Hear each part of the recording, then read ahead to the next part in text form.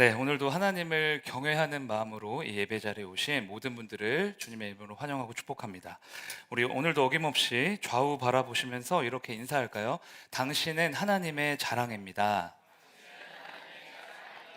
네, 한 번 더 하겠습니다. 당신은 하나님의 자랑입니다. 네, 이번에 자기 가슴에 손을 얹고 한번 해볼까요? 나는 하나님의 자랑입니다. 네, 우리는 하나님의 자랑인 줄로 믿습니다. 오늘 이 말씀으로, 이 제목으로 욥기 성경을 이제 시작하려고 하는데요. 지난주까지 하박국서 끝났고 욥기 이제 시작을 하려고 합니다. 욥기 1장 6절에서 12절 말씀, 제가 한 절, 여러분들 한 절 교독하겠습니다. 하루는 하나님의 아들들이 와서 여호와 앞에 섰고 사탄도 그들 가운데 온지라.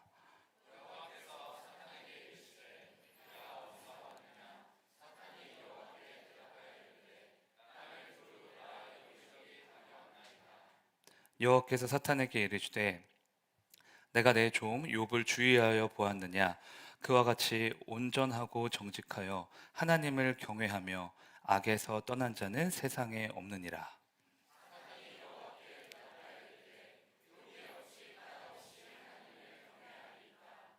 주께서 그와 그의 집과 그의 모든 소유물을 울타리로 두르심 때문이 아니니이까. 주께서 그의 손으로 하는 바를 복되게 하사 그의 소유물이 땅에 넘치게 하셨음이니이다.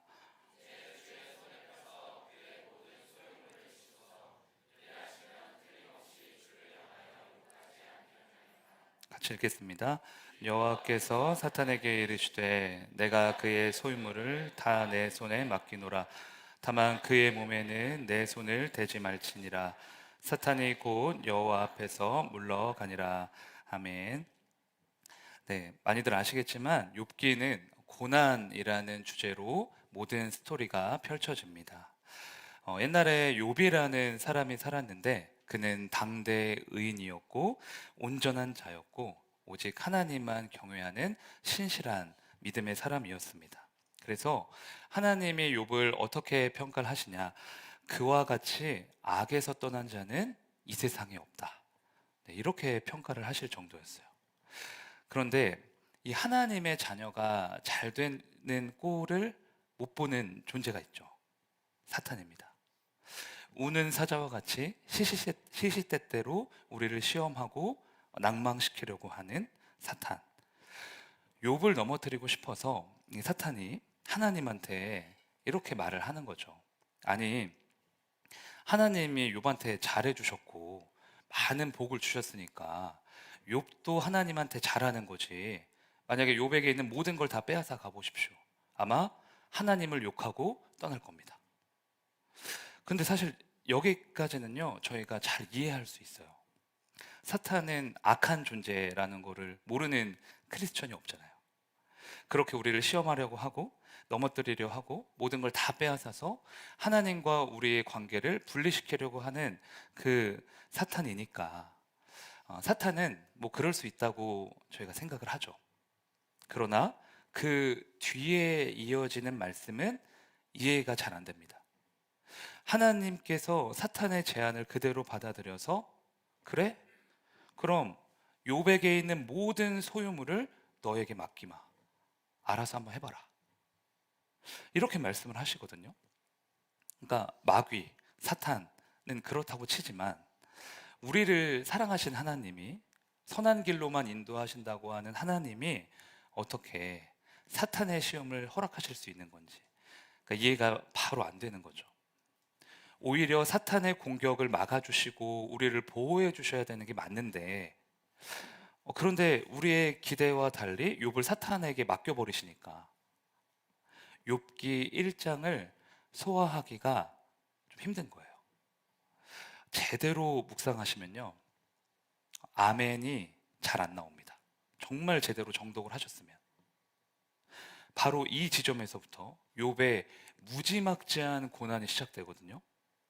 욥에게 닥친 고난이 어느 정도의 고난이었냐?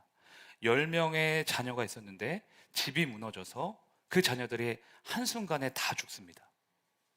그 당시 가장 귀중한 재산이었던 가축과 종들도요, 강도들의 손에 다 죽습니다. 하루아침에 집이 무너지고 모든 자녀가 죽고 모든 종들이 죽고 모든 가축이 다 죽은 거예요. 가장 존귀했던 인생이 하루아침에 가장 비참한 인생으로 전락해버린 거죠. 오늘 우리가 이게 예배 드리고 딱 마치고 집에 돌아갔는데 여러분들에게 이런 고난이 왔다 생각을 해보세요. 감당하실 수 있을까요? 저도 감당 바로 못할 것 같아요. 그런데 이런 무지막지한 고난이 어떻게 시작된 거죠? 사탄의 시험을 하나님이 허락하심으로. 그러면 이제 우리 마음속에 질문이 생깁니다. 하나님은 왜 사탄의 시험을 허락하셨을까? 제가 이번에 욥기를 읽으면서 이 부분에 대해서 계속 묵상을 하고 있었거든요. 이해가 잘 안 돼서. 근데 이 말씀 붙들고 기도하는 도중에 하나님이 그런 좀 감동을 주시더라고요. 짧으니까 잘 들어보세요. 욥은 하나님의 자랑이었다. 나는 그 누구보다 욥을 자랑스러워했고 그 누구보다 욥을 믿었기 때문에 사탄의 시험 때에 당당하게 올린 거다. 그러니까 욥을 사탄의 시험 때에 올리는 하나님 마음이 이런 거였어요. 그래? 해볼 테면 해봐. 사탄, 네가 무슨 짓을 해도 욥은 나를 버리지 않을 거야. 날 끝까지 믿을 거야. 때때로 사탄의 시험을 허락하시는 하나님의 마음을 여러분들이 좀 헤아리셨으면 좋겠어요. 하나님이 우리를 시험 가운데 올리시는 이유, 우리가 하나님의 자랑이기 때문이라는 거예요. 우리만 하나님을 믿는 게 아니라 하나님도 우리를 믿어주시는 거죠. 내 아들은, 내 딸은 절대 무슨 일이 있어도 나를 버리지 않을 거야. 이런 마음으로 우리를 영적 전쟁터에 보내시는 거예요. 육신의 부모도요, 아들, 딸을 너무 기뻐하고 아들, 딸을 너무 자랑하고 싶어 해요. 그래서 권사님들 모임에 절대 빠지지 않는 주제가 아들, 딸 자랑이죠. 그리고 시간이 좀 더 지나면 이제 손주 자랑. 대한민국 할머니들이 공통적으로 하는 거짓말 하나 있잖아요. 아세요? 그 손주들 보고 얘 혹시 천재 아닌가? 그런데 그 이유가 나 닮아서예요. 남편 닮아서 아니고 자기 아들, 딸 닮아서 아니고 나 닮아서 네, 우리 손녀 저렇게 천재인가 보다. 자랑스러워 하시죠. 제가 예전에 청년이었을 때 저희 어머니도 지인분들 모임에 가시면 그렇게 제 자랑을 하신다고 하는 거예요. 그래서 제가 궁금해서 어떤 자랑을 했냐 이렇게 물어보니까 약간 이게 MSG, 약간 이게 과장이 많이 섞여서 이렇게 말씀을 하시는 것 같더라고요. 그래서 제가 어머니한테 진짜 그런 거 하지 말라고. 나 그런 사람 아닌데 왜 엄친아를 만드시냐 그렇게 말씀드린 적이 있죠. 근데 제가 이제 부모가 돼 보니까 부모님이 왜 그런 마음이신지 조금 이제 알겠다 싶습니다. 자녀들이 그냥 기쁨이고요. 자녀들이 제 자랑인 거예요. 카톡 프로필 사진을 다 손주, 손녀로 바꿀 정도로 온 세상에 이 자녀를 자랑하고 싶은 거죠. 하나님이 지금 여러분들을 보시는 시선 또한 마찬가지라는 겁니다. 너가 나의 자랑이다. 너가 나의 기쁨이다. 오늘도 그래서 너의 발걸음을 기대하고 있다.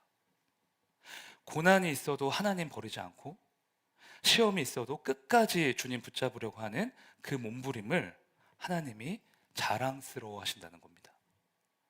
여러분, 여러분이 하나님의 자랑이라는 사실 믿으십니까? 그렇다면 그 자부심으로 살아가세요.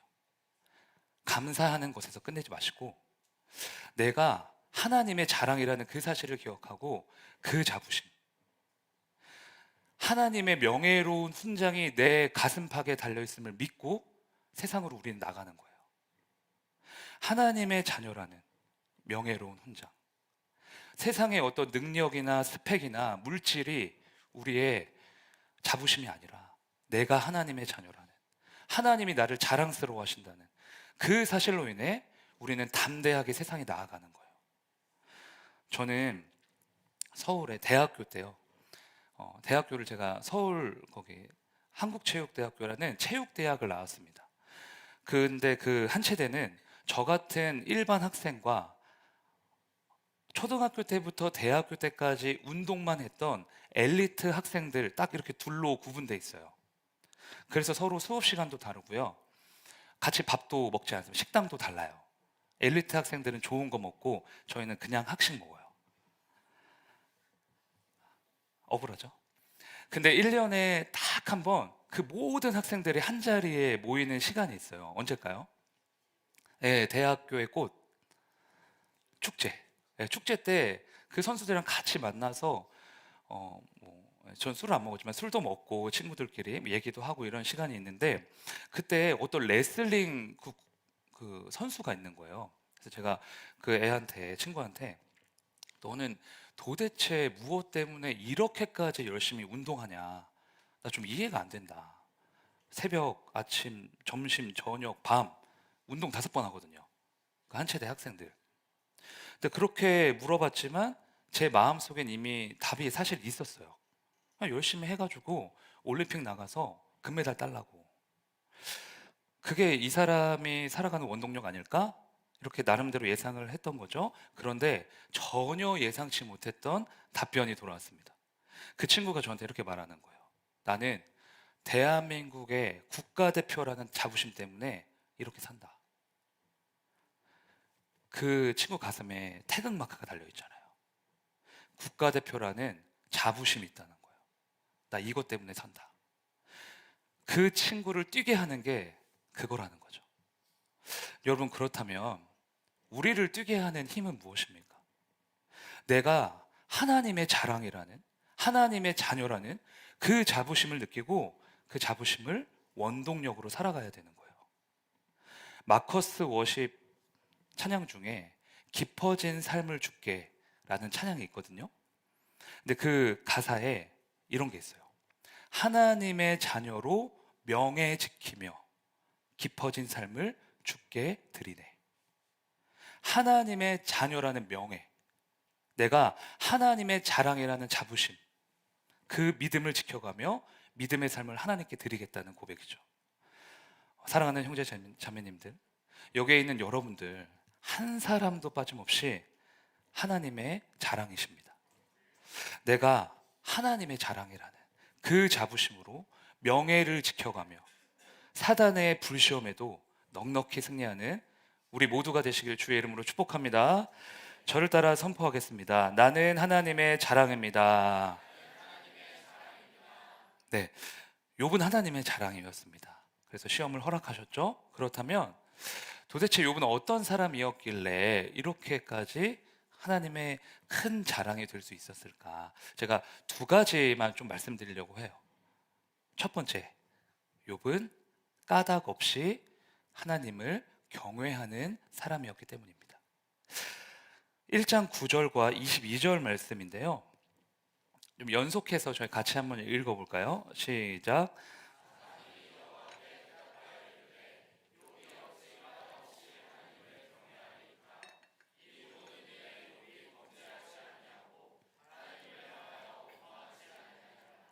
아멘. 사탄의 논리를 좀 저희가 살펴볼까요? 사탄의 논리가 뭐예요?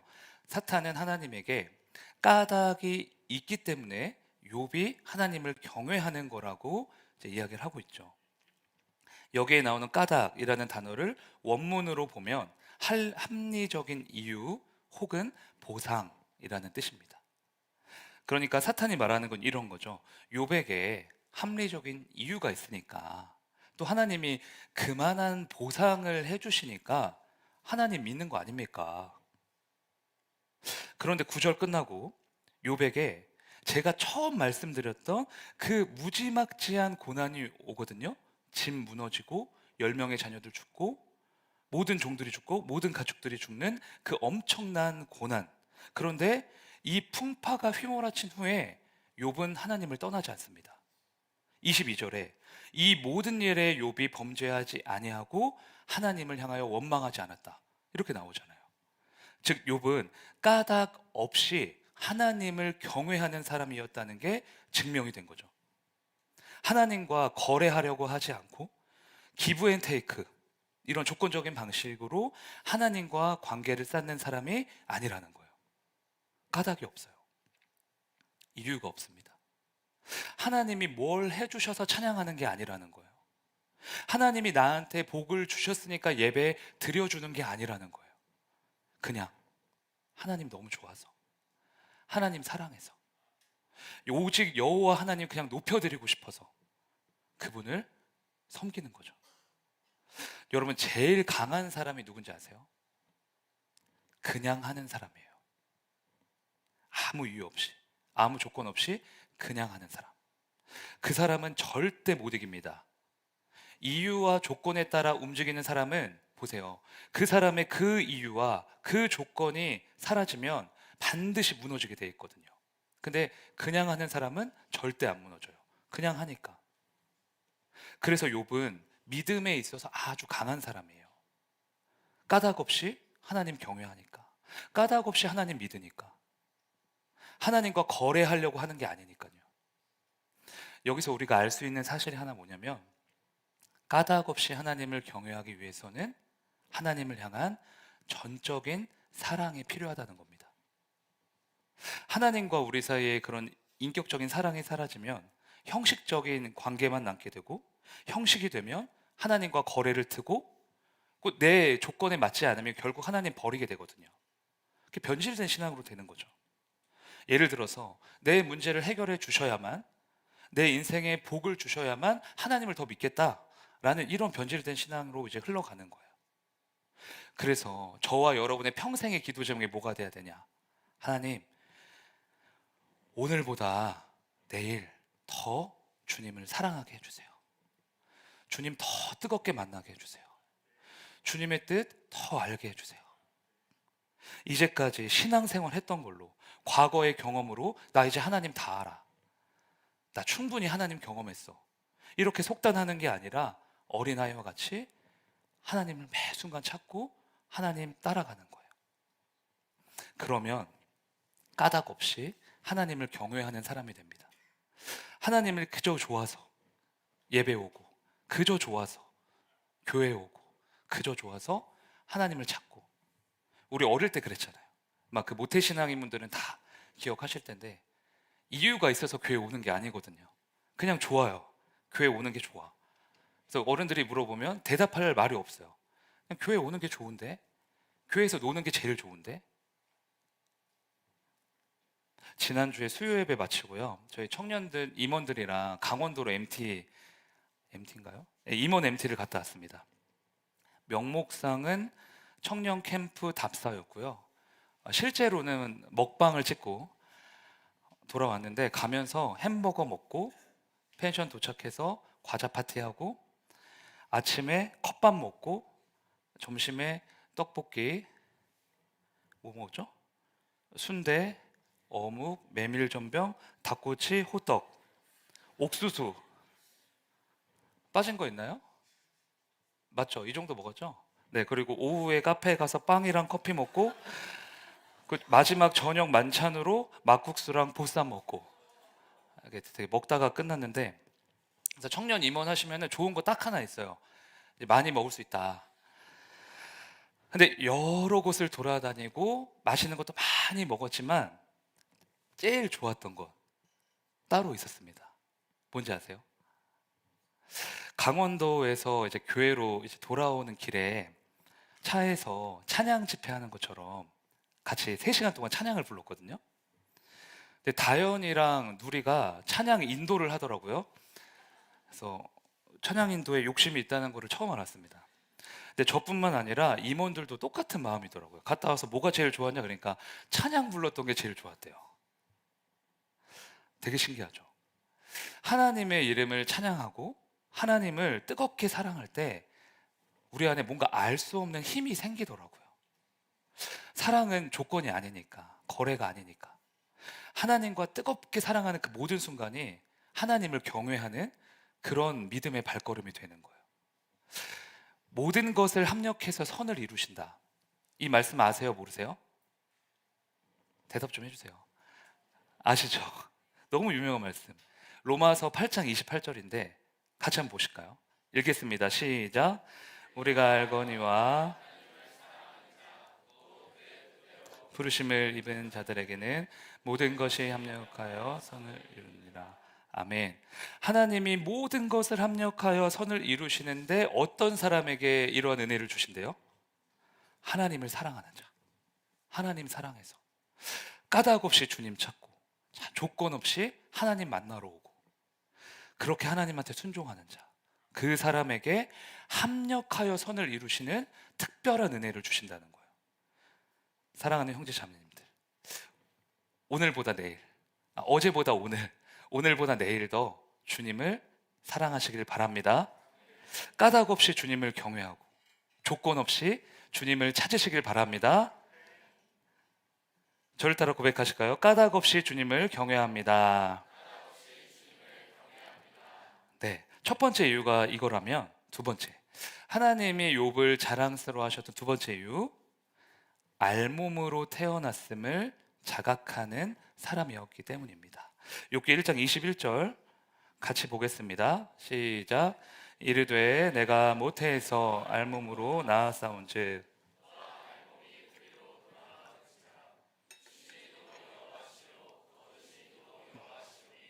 여호와의 이름이 찬송을 받으실지니이다 하고, 욥이 엄청난 고난을 겪은 후에 하나님 앞에 엎드립니다. 그 기도 가운데 드렸던 고백이 지금 방금 저희가 읽은 21절인데요. 욥이 뭘 말하고 있냐? 자신은 알몸에서 왔으니 알몸으로 돌아갈 것이다 라는 고백을 합니다. 이게 무슨 뜻일까요? 그러니까 욥이 말하는 건 이런 거겠죠. 나는 아무것도 가진 거 없이 태어난 사람이다. 자기가 가진 모든 건 사실 하나님이 주신 거니까, 하나님으로부터 온 것이니까 가져가셔도 할 말이 없다. 주신 이도 여호와시오 거두시는 이도 여호와이시다. 얼마 전에 죽은 내 자녀도, 수많은 가축과 종들도, 무너진 집도 다 하나님의 소유였다는 거죠. 원래 자신의 것이 아니라 하나님의 것이니 도로 가져가셔도 아멘 하겠다, 하나님 찬양하겠다 라는 겁니다. 만약 욥이 자신에게 가지고 있는 모든 것을 원래 내 거다 라고 생각을 했다면 하나님한테 기도하거나 찬양하지 못했을 것 같아요. 욥은 언제나 그런데 모든 것 자신의 것이 아니라 하나님의 것이고, 나는 그냥 알몸으로 태어난 존재다, 이거를 자각하고 있었어요. 알몸이라는 게 뭐예요? 나의 나 된 게 다 하나님의 은혜라는 뜻이잖아요. 우리는 흙이다. 정말 흙이었잖아요. 하나님이 근데 그 흙에 생기를 불어넣으셔서 창조하시고, 죽을 수밖에 없는 죄인을 위해 대신 죽으셔서 살리신 게 저희잖아요. 그래서 우리가 지금 고백할 수 있는 말, 하나님, 저는 알몸이었습니다. 나는 흙이었습니다. 지금까지 온 모든 인생 다 주님의 은혜였습니다. 이런 감사함밖에 없는 거죠. 처럼 욥은 하나님의 은혜를 자각하는 사람이었어요.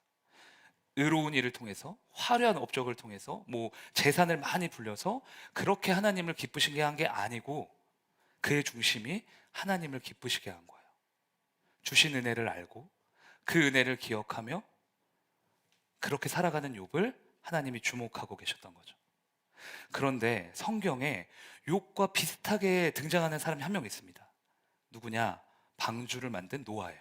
창세기 6장 9절 제가 봉독할게요. 이것이 노아의 족본이라. 노아는 의인이요 당대의 완전한 자라. 그는 하나님과 동행하였으며. 노아는 욥처럼 당대의 의인이었고 완전한 자였습니다. 그래서 많은 성도님들이 그런 이유로 인해 하나님이 노아를 택하셨다 이렇게 생각하세요. 노아가 의로웠고 믿음도 좋았고 착했고 대단한 사람이었기 때문에 그 어두운 세대에서 노아를 특별히 들어 쓰셨다라는 거죠. 그런데 성경을 진짜 자세히 보면 그거는 틀린 생각입니다. 9절 바로 앞에 나오는 8절에 이렇게 기록되거든요. 같이 한번 읽어보실까요? 시작. 보세요. 8절에 뭐가 더 여호와께 은혜를 입었다라는 말이 먼저 나오고 그 다음에 9절에 노아는 의인이었고 믿음이 좋은 자였고 이런 설교가 나오잖아요. 그러면 은혜가 먼저예요? 노아의 의로움이 먼저예요? 은혜가 먼저죠. 노아의 행함, 공로, 이런 노력이 먼저가 아니라는 거예요. 여호와의 은혜가 노아에게 입혀진 것이 먼저입니다. 그래서 노아의 방주는 사람의 노력이나 어떤 행함 때문이 아니라 전적인 하나님의 구원이요, 전적인 하나님의 은혜인 거예요. 대단한 노아를 택하신 게 아니라 대단하신 하나님께서 그저 그런 노아를 택하신 거죠. 그런데 창세기 6장 8절에 좀 특이한 표현이 있어요. 은혜를 입었더라.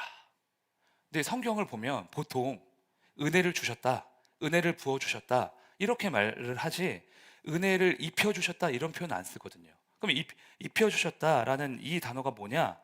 발견하다, 찾다라는 뜻입니다. 그래서 영어 성경에서도 하나님의 눈으로 발견하셨다 이렇게 이야기를 해요. 그러면 하나님이 노아의 무엇을 발견하셨던 걸까? 노아의 심령의 중심에 뭐가 가득했던 걸까요? 하나님이 주신 은혜가, 하나님이 노아에게 주셨던 그 은혜가 가득했고 하나님이 그걸 발견하신 거예요. 모두가 타락하는 그 어두운 세대에서도 모두가 바쁘게 살아서 나 하나님 몰라요, 하나님 누군데요, 내가 하나님인데, 이런 세상 속에서 하나님, 저는 하나님의 은혜로만 삽니다. 하나님이 날 은혜로 구원하셨습니다. 나 주님 없으면 진짜 못 삽니다.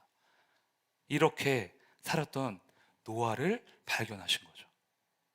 그래서 주님은 은혜를 품고 살아가는 자, 그 은혜를 사모하는 자, 그런 사람을 주목하시는 거예요. 욥과 이 노아가 하나님의 자랑일 수밖에 없었던 이유, 하나님의 은혜를 아는 사람들이었기 때문입니다. 여러분, 우리 모두는요 알몸이었어요. 흙이었어요. 그러나 그런 우리를 주님이 택하셨고 구원하셨고 지금까지 인도하셨습니다. 그래서 하나님께 늘 이렇게 고백하셔야 돼요. 모든 것은 주님의 은혜입니다. 앞으로도 주님의 은혜 없이 살 수 없습니다. 하나님이 우리에게 주셨던 은혜를 기억하고 그 은혜를 가득 채워나가는 거죠. 여러분, 하나님 사랑하시죠? 여러분, 하나님 너무 신뢰하시죠? 그래서 무엇이라도 드리고 싶고 무엇이라도 하나님께 뭐 영광 돌려드리고 싶고 그렇잖아요, 우리 마음이. 근데 문제는 뭐예요? 가진 게 별로 없어요. 물질도 별로 없고 재능도 별로 없고 심지어 믿음도 별로 없어요. 저도 그래요. 그런데 그렇게 화려하고 대단한 걸 드리지 않아도 하나님을 정말 기쁘시게 하는 방법이 있어요. 그게 무엇이냐? 하나님이 지금까지 우리에게 행하셨던 일을 기억하고 감사하며 그 모든 일을 하나님께 그대로 고백하는 거예요. 하나님이 그걸 제일 기뻐하시거든요. 은혜를 은혜로 알지 못하는 자를 제일 싫어하시고요, 은혜를 자각하고 기뻐하고 감사하는 자를 제일 기뻐하시는 거예요. 그래서 그 사람 인생에는 은혜 위에 은혜를 덧입혀 주시는 특별한 축복을 주십니다. 은혜 위에 은혜를 가진 그 은혜 위에 또 다른 은혜를 입혀 주시는 거예요. 그래서 우리 모두가 욥과 같이 하나님의 은혜를 기억하고 감격하고 하나님께 매일 감사의 제사를 드리는 모두가 되기를 주의 이름으로 축복합니다. 저를 따라 고백하시겠습니다. 모든 것이 하나님의 은혜입니다. 네, 오늘은 주만 바라볼지라 찬양을 부를 건데요, 우리가 하나님의 자랑이라는 사실을 기억하면서 명예로운 자녀의 삶을 살겠다고 함께 고백하겠습니다.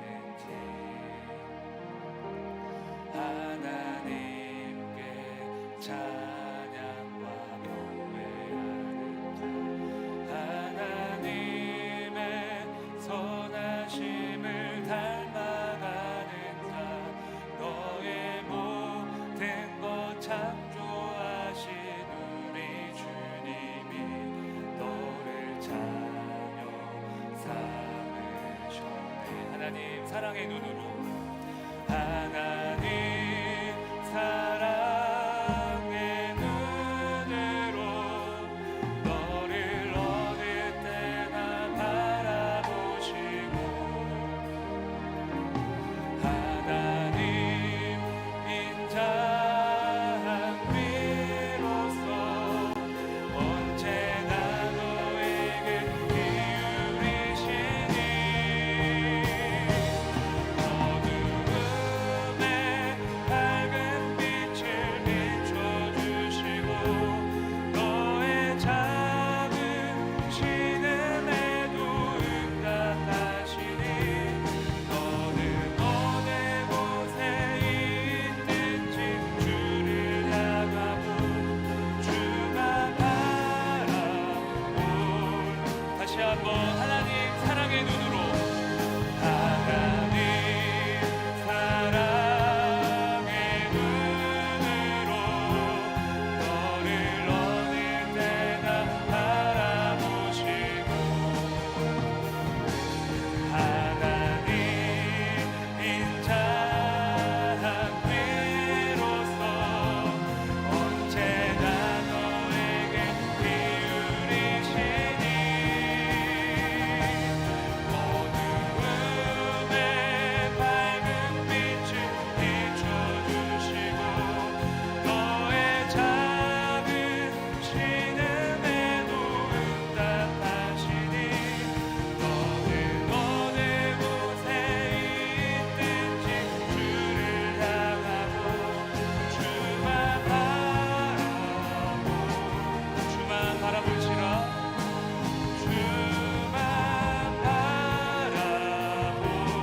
주만 바라볼지라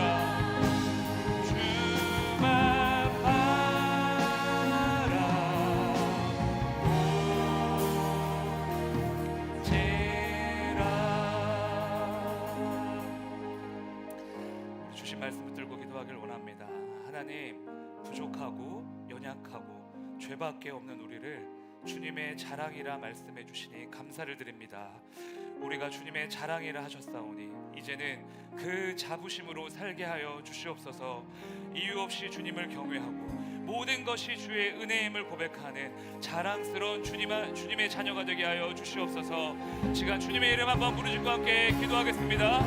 주여